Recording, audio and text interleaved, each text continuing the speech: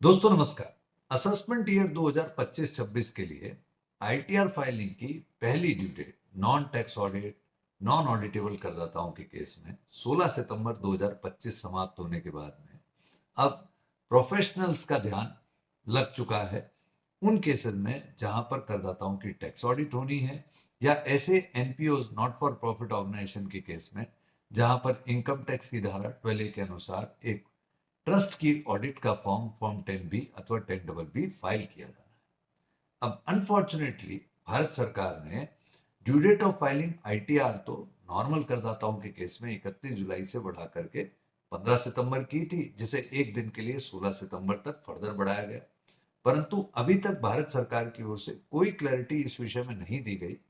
कि उन करदाताओं के केस में due date of filing tax audit report या trust audit report as well as ITR filing due date क्या होगी, जिनके केस में एक टैक्स ऑडिट इनकम टैक्स की धारा 44AB के अनुरूप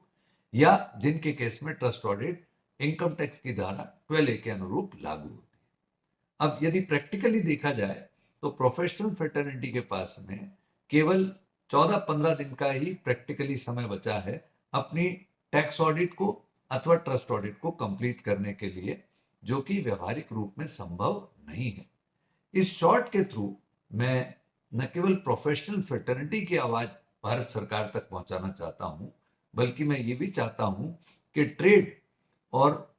बिजनेस की भी ये बात समझी जाए कि उनके लिए भी आगामी फेस्टिव सीजन में इतने कम समय अवधि में अपनी बुक्स की ऑडिट प्रॉपरली करा करके एक ऑडिट रिपोर्ट फाइल करा पाना इतना कन्वीनियंट नहीं है। तो ये प्रैक्टिकली एक डिमांड है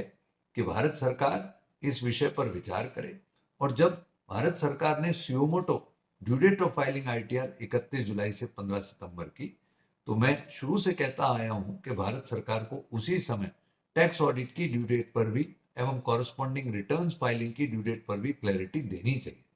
इस हद तक क्लैरिटी देनी चाहिए कि यदि भारत सरकार नहीं चाहती कि ये टाइम लिमिट एक्सटेंड हो, तो वो विषय भी स्पष्ट रूप से रखा जाए। अनफॉर्चुनेटली दोस्तों, जब आईटीआर फाइलिंग की लास्ट ड्यू डेट 15 सितंबर थी, जिसे बहुत अनुनय विनय के बाद में एक दिन बढ़ाया गया,